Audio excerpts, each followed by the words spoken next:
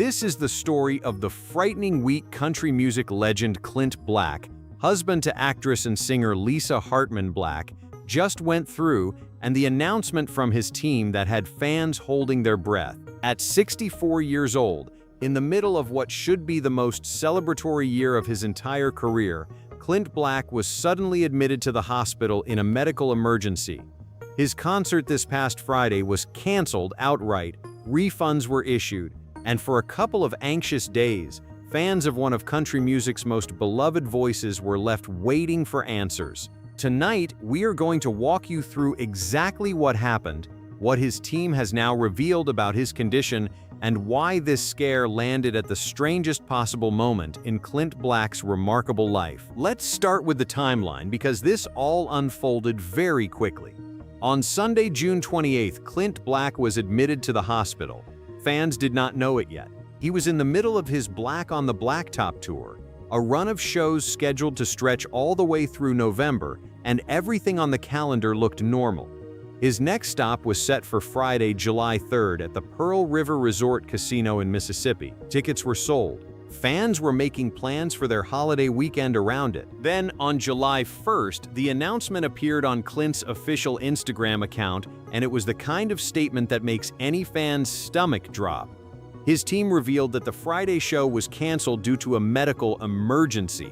Clint had been admitted to the hospital days earlier on Sunday with a severe tonsil infection, what doctors classify as serious tonsillitis requiring immediate intervention, and the infection was serious enough to require emergency intravenous antibiotic treatment. Think about what that means. This was not a case of resting a scratchy throat at home with tea and honey. Doctors made the decision to admit a 64-year-old man to the hospital and run antibiotics directly into his bloodstream. For a singer, a man whose entire livelihood lives in his throat, a paratonsillar infection is about as personal as a health threat gets. The word emergency did exactly what that word always does. Within hours, fans were flooding social media looking for updates, asking how serious it really was, and whether the rest of the tour was in danger. Because here is the thing about Clint Black that his fans know well.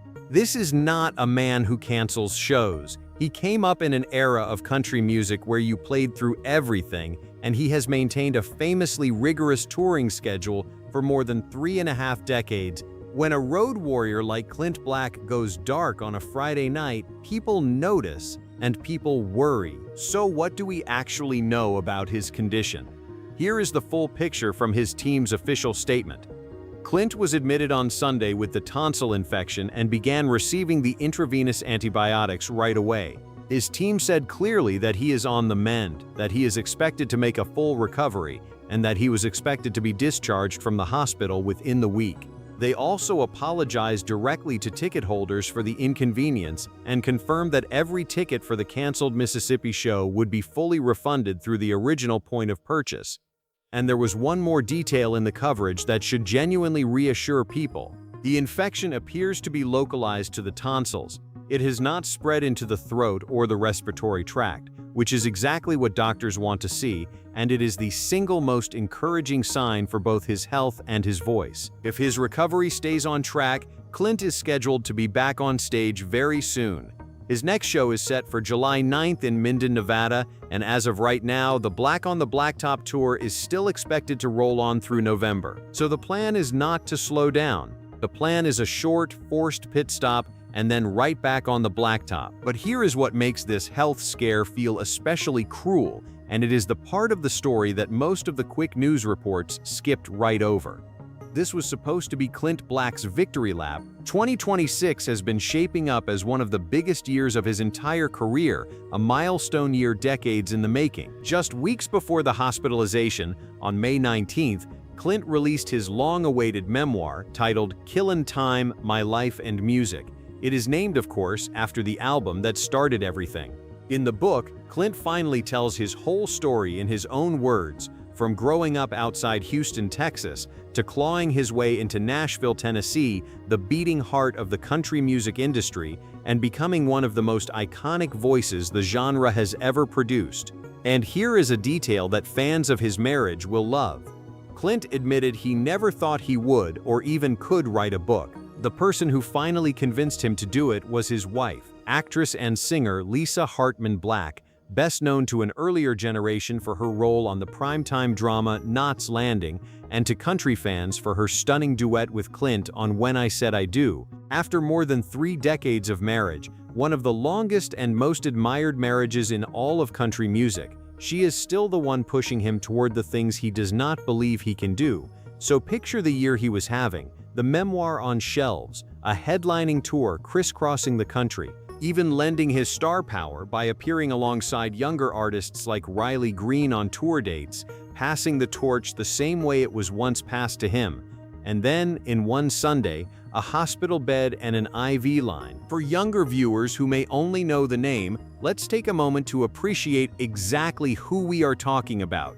Because Clint Black is not just another name on a casino marquee. He is a founding member of what country music historians call the Class of '89, the legendary wave of newcomers who arrived in a single year and changed the genre forever. Garth Brooks, Alan Jackson, Travis Tritt, and Clint Black, whose debut album Killin' Time hit in 1989, released through RCA Records in Nashville, and announced him as the real deal, a traditional country voice with the songwriting chops to back it up, and those chops were genuine. Clint wrote or co-wrote every single song on that debut album alongside his longtime collaborator Hayden Nicholas, a creative partnership that critics at the time compared to the classic self-contained artistry of Merle Haggard. That album made him a superstar almost overnight, earned him the CMA Horizon Award in 1989, and the hits that followed, songs like A Better Man, made him a Grammy-winning fixture of the format.